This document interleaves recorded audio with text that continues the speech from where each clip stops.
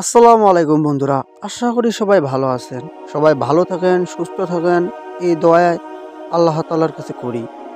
মহান আল্লাহর সৃষ্টির তথ্য বিশ্লেষণ নিঃসন্দেহে একটি বড় ইবাদত। পবিত্র কোরআনে মানুষকে তার নিজের সৃষ্টি ও আশেপাশের সৃষ্টি জগতের প্রতি অনুসন্ধিত দৃষ্টিদানের নির্দেশ দেওয়া হয়েছে। আর পবিত্র কোরআনে এর জন্য অদ্বিতীয় নির্ভরযোগ্য উৎস। চলুন দেখি মহাগ্রন্থ আল কোরআনে মহাকাশ বিষয়ক কি বিস্ময়কর তথ্য রয়েছে। মহাকাশ কক্ষপথ বিশিষ্ট। পবিত্র কোরআনের ভাষায় এর আলোচনা এসেছে সূরা জারিয়াতের ৭ নম্বর আয়াত, জাতুল হুবক তথা রাস্তা বা পথ বিশিষ্ট শব্দে।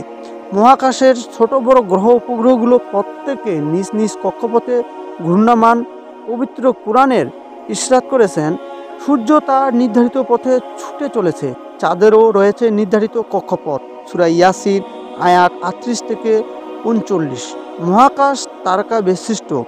মহাকাশ বেষ্টিত তারকাগুলো প্রধানত দুই ধরনের। রাতের ঝলমলে আকাশে আমরা যেগুলো মিটমিট করে জ্বলতে দেখি, কোরআনের ভাষায় এগুলোকে কাউকাব তথা স্টার শব্দে ব্যবহৃত হয়েছে।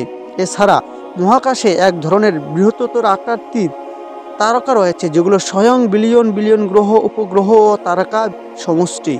কোরআনের ভাষায় এগুলো বুরুজ তথা গ্যালাক্সি শব্দে ব্যবহৃত হয়েছে। প্রথম প্রকারের বিবরণে পবিত্র কোরআনে ইরশাদ হয়েছে, আমি দুনিয়ার আকাশ অসংখ্য তারকারাজির দ্বারা সুসজ্জিত করেছি। সূরা সাফাত আয়াত ৬। দ্বিতীয় প্রকার প্রসঙ্গে কোরআনে বর্ণিত হয়েছে, পবিত্র সেই মহান সত্তা যিনি মহাকাশে অসংখ্য গ্যালাক্সি স্থাপন করেছেন, যাতে সূর্য ও আলোকোজ্জ্বল চন্দ্র স্থাপন করেছি। সূরা ফুরকান আয়াত ৬১। বহুরূপী মহাকাশ।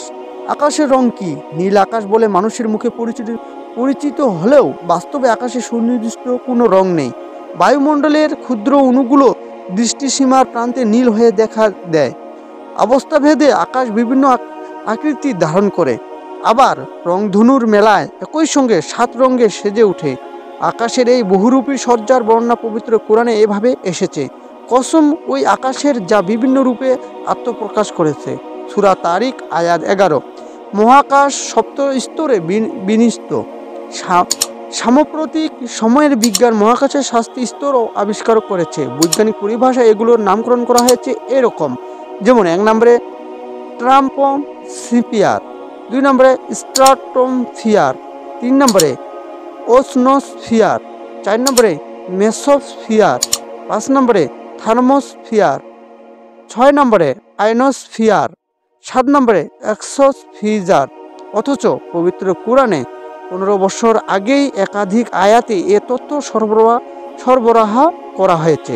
সূরা মুমিনের ১৮ নম্বর আয়াতে সাবআ তরাইক শব্দে, সূরা মুলুকে ৩ নম্বর আয়াতে তিবাকা শব্দে এবং সূরা নাবার ১২ নম্বরে আয়াতে সিদাদা শব্দে মহাকাশের সপ্ত স্তরের বর্ণনা উদ্ধৃত হয়েছে। ক্রমবিস্তৃত মহাকাশ।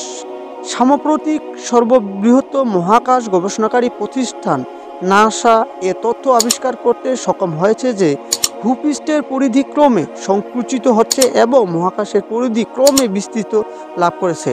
চাঞ্চল্যকর এ তথ্যে অনেকেই চোখ কপালে তুলেছেন, কিন্তু আজ থেকে ১৫ বছর আগে মরুভূমির বালুতে দাঁড়িয়ে পবিত্র কোরআনে থেকে এ তথ্য সরবরাহ করেছিলেন মুহাম্মদ আরবি সাল্লাল্লাহু আলাইহি সাল্লাম।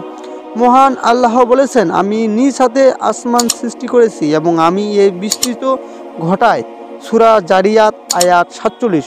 অন্য আয়াতে ইরশাদ হয়েছে, তারা কি দেখে না আমি ভূপৃষ্ঠের পরিধি ক্রমে সংকুচিত করে আনছি, এরপরও কি তারাই বিজয়ী। সূরা আম্বিয়া আয়াত ৪৪। খুঁটিহীন আসমান। যেখানে শূন্যের উপর এক টুকরো টিস্যু পেপারের অস্তিত্ব কল্পনা করা যায় না, সেখানে এত বিশাল মহাকাশ মহাশূন্যের মাঝে কিভাবে ভাসমান থাকতে পারে? জবাবে আল্লাহ তাআলা নিজে দিয়েছেন তার নির্দেশনাবলী থেকে এটাও একটি যে আসমান জমিন শুধু তার আদেশের উপরে দাঁড়িয়ে আছে। সূরা রম আয়াত ২৫। পবিত্র কোরআনে ইরশাদ হয়েছে, ৭ আসমান আমি খুঁটিবিহীন ভাসমান অবস্থায় সৃষ্টি করেছি, যা তোমরা দেখেছ। সূরা লুকমান আয়াত ১০। মহাকাশ দরজা বিশিষ্ট। পবিত্র কোরআনে বেশ কিছু আয়াত পাশাপাশি রাখলে বিষয়টি সহজে অনুধাবন করা সম্ভব হবে। সূরা আম্বিয়ার ৩২ নম্বর আয়াতে আল্লাহ পাক বলেন, আমি সুদৃঢ় ছাদরূপে আসমান সৃষ্টি করেছি, আর আকাশের এপার ওপার সংযোগের জন্য রয়েছে দরজা।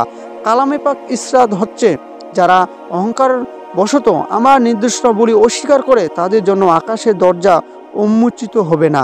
আবার এসব দরজা রয়েছে শক্ত পাহারার ব্যবস্থা।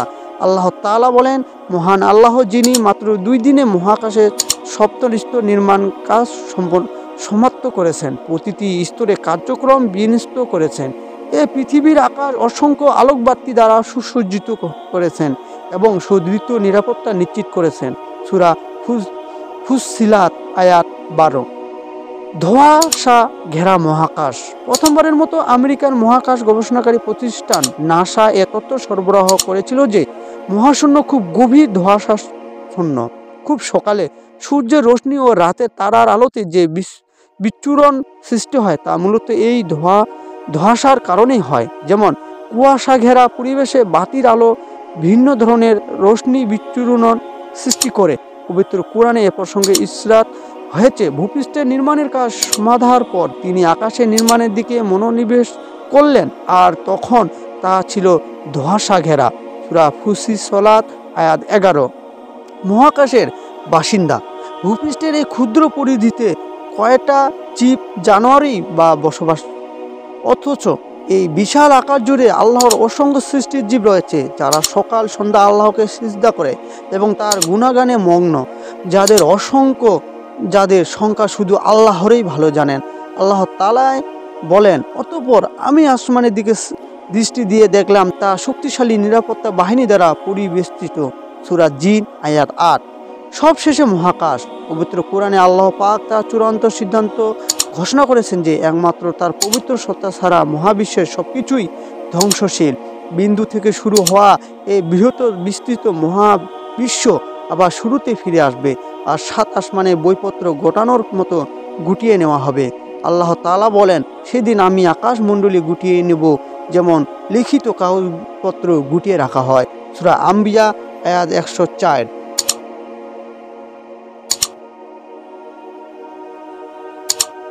তো বন্ধুরা, আজকে এই পর্যন্তই। ভিডিওটি ভালো লাগলে অবশ্যই লাইক করবেন আর চ্যানেলটিকে সাবস্ক্রাইব করে অবশ্যই পাশে থাকবেন। এতক্ষণ পর্যন্ত সবাই ভালো থাকুন, সুস্থ থাকুন। খোদা হাফেজ।